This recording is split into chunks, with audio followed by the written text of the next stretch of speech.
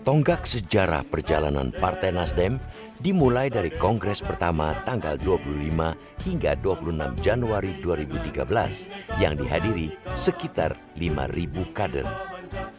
Kongres yang dihadiri 33 Dewan Pimpinan Wilayah, 497 Dewan Pimpinan Daerah, dan 4 organisasi sayap telah menghasilkan keputusan penting. Menetapkan Surya Paloh sebagai Ketua Umum Dewan Pimpinan Pusat untuk periode tahun 2013 hingga 2018. Untuk itulah saudaraku semua, kita memerlukan alat perjuangan. Alat perjuangan untuk memperjuangkan cita-cita yang kita yakinin sebagai konsepsi-konsepsi dasar, pemikiran, gagasan-gagasan yang ada di dalam pemikiran gerakan perubahan restorasi Indonesia itu. Dan untuk itulah kita memang sengaja secara sadar membentuk, melahirkan organisasi partai politik yang kita beri nama Partai Nasdem, saudara. Partai Nasdem yang saudara-saudara miliki ini adalah merupakan alat perjuangan bagi kita semuanya untuk menjalankan gerakan perubahan restorasi Indonesia. Ibarat perahu, layar telah terkembang, lengkap dengan nahkoda dan anak kapalnya. Di bawah komando kepemimpinannya, Surya Paloh mampu membawa Partai Nasdem dalam lembaran emas perjalanan partai politik di Indonesia.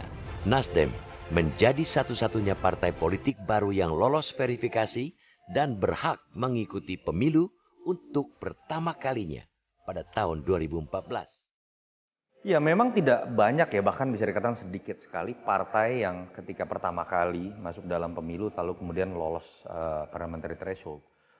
Penyebabnya kenapa? Saya pikir ini ada beberapa elementer. Yang pertama, pengalaman seorang Surya Paloh memimpin Nahkoda didahului oleh pengalaman sebagai politisi yang memang sudah lama berkecimpung membangun infrastruktur politik.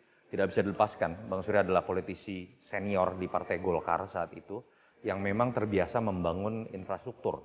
Yang kedua, saya pikir adalah kebesaran hati seorang Surya Paloh tidak menjadikan partai ini hanya sebatas menjadi mesin politik untuk kendaraannya, misalnya untuk nyapres, untuk memaksa dirinya menjadi cawapres, yang kemudian akan membuat partai dan infrastruktur sangat bergantung pada kekuatan elektoral dari sosok tersebut.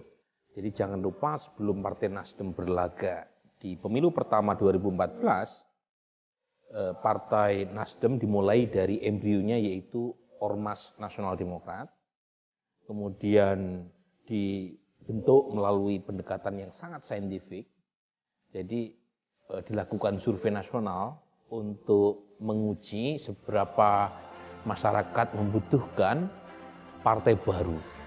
Dan survei itu kebetulan saya yang melakukan, ya.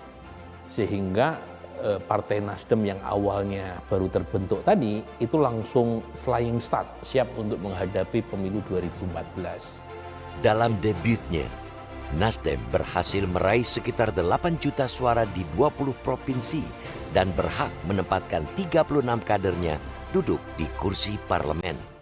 Jadi para caleg Nasdem itu disurvei tingkat popularitas dan likability-nya per dapil untuk melihat apakah caleg-caleg tersebut ya itu mampu membawa suara buat partai atau tidak. Jangan lupa, sebagai partai baru, partai ID Nasdem pasti rendah. Kan orang belum banyak kenal kan Nasdem. Jadi kekuatan Nasdem tentu adalah di para tangan calegnya itu sendiri. Mereka yang diharapkan mampu menyumbang suara buat partai dan saat yang sama bisa menciptakan kejutan. Dan itulah yang terjadi di 2014. Nasdem menjadi partai pertama yang menyatakan dukungan pencapresan Joko Widodo dan Yusuf Kala dalam pemilu 2014. Bahkan, Nasdem juga yang pertama kali mendukung gagasan koalisi tanpa syarat yang menjadi cikal bakal terbentuknya Koalisi Indonesia Hebat. Kita akan berupaya sepenuhnya, saudaraku. Kita akan berupaya seyakin-yakinnya, saudaraku. Kita akan melakukan apapun yang terbaik, saudaraku. Kita akan memperjuangkan itu dengan segenap jiwa dan raga kita. Kita tidak mempersoalkan menang atau kalah, tapi kita inginkan Jokowi dan Yusuf Kala sebagai presiden dan wakil presidennya.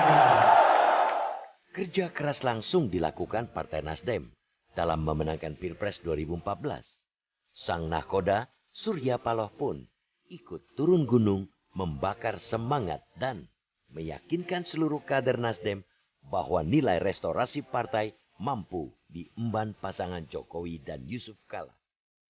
Ya, Surya Paloh ini ya memang paling terlihat adalah sosok sebagai kingmaker ya, dari keberanian dia memajukan Jokowi di tahun 2014. Ada hal yang memang menarik untuk selalu ditafsirkan dari Bang Surya Paloh ini. Di satu sisi dia bisa berbicara mengenai ide besar, terutama ketika berdiskusi mengenai gagasan, tapi ketika masuk pada ranah strategi atau pertarungan, dia bisa menjadi sosok yang sangat detail atau teknis.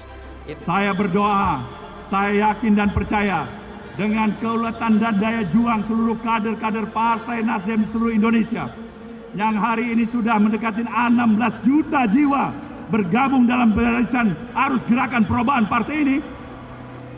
Insya Allah partai kita akan memberikan catatan sejarah dari hasil pemilu tahun 2014, tepatnya 9 April yang akan datang. Salah satu sebagai partai yang tercatat menoreh sejarah, partai baru dan menghasilkan hasil yang luar biasa, saudaraku semuanya. Setelah melalui rangkaian pemilu, Komisi Pemilihan Umum menetapkan Jokowi dan Yusuf Kala sebagai presiden dan wakil presiden untuk periode 2014 hingga 2019. Berdasarkan penghitungan suara yang dikumpulkan di 33 provinsi, Jokowi dan Yusuf Kala mendapatkan 53,15% atau 70.633.576 suara. Sebuah pencapaian besar dan menjadi awal sejarah Partai Nasdem untuk terus berjaya di arena pemilu pada tahun-tahun berikutnya.